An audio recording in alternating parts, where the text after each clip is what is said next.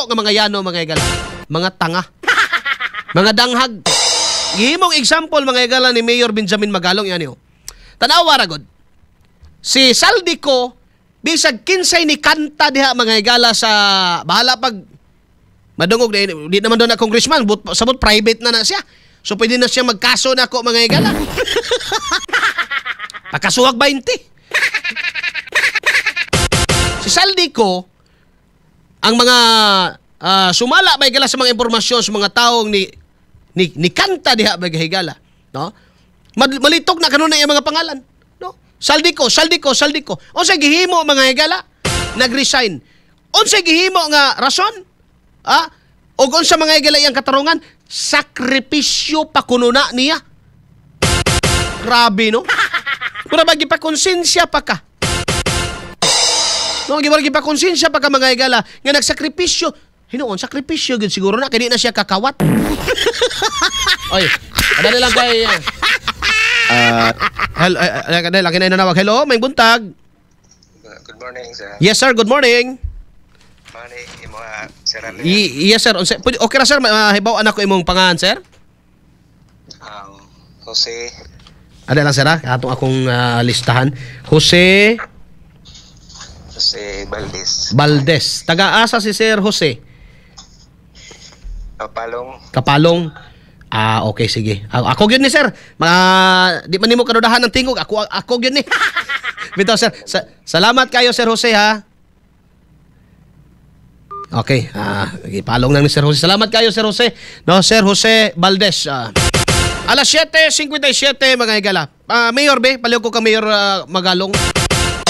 Kapo kay itong punto niya. Bisag dito na sa kwandong mga abante kami mga 2 minutes kapin. Pwede na diha. Kay ni taas maguna 13 minutes maguna. Pwede kuan na lang ba hapit na mag alas 8. Kapo kay ng punto niya. Mga katropa pahigmatan ni. Gihimo kitang kapital mga issues politiko tinuod lang istorya.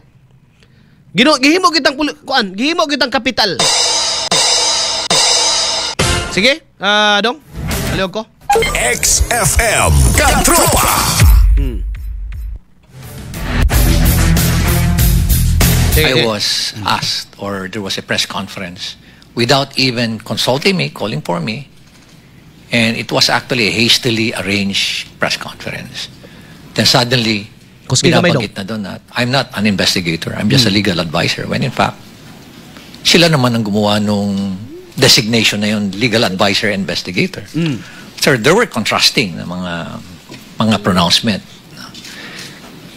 Kakayanin ko pa yun tatanggapin ko pa yun tatanggapin ko rin na wala akong authority over the PNP CIDG, which is true. But we took the opportunity to enter into an MOU. Nakipag-MOU kami to our initiative. Nag-MOU kami with PNP, with forthcoming yung sa NBI, with civil engineers, with IBP, mga lawyers, ang dami mga volunteers. Even with structural engineers, meron din with watch group with M4GG. Para at least everybody, it's a whole of the nation approach. Okay. Kasi nga overwhelming. One thing that I found out is, I anticipated that it's widespread. But the level, the depth, and the magnitude is really overwhelming. That hindi mo kakayanin ng 1 taon, 2 taon to investigate because it's in thousands of cases. Sabi ko nga, it became a cottage industry. Sa isang probinsya nga lang, sabi mo, isipin mo mga 50 ghost projects, 40 ghost projects. Uy. O kaya undocumented na mga projects, umaabot sa 9,000. Okay. Sa isang probinsya pa lang. Sa isang probinsya pa lang. Paano pa kaya sa ibang probinsya? At ang isang mga nakikita namin doon is, grabe, no? why is it na ang lumalabas sa NEP for a particular district, 1-point-something million lang ang hinihingi mo? I have the records. Or 2.5 lang sa president's budget. Then suddenly, pagkalabas dun sa GA, bakit umabot na ng mga 21 billion?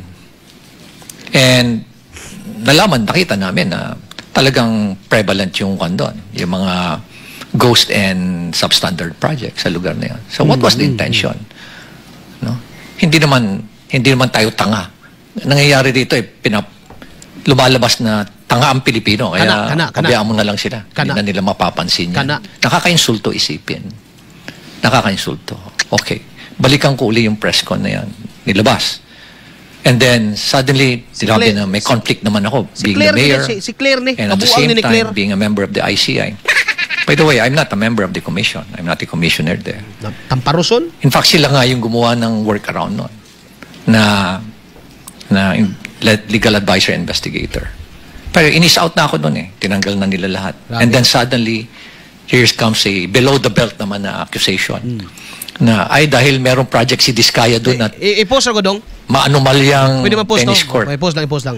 Ah, Sa Pilipinas bay, pagka maayong politiko kabuhatan kag sala.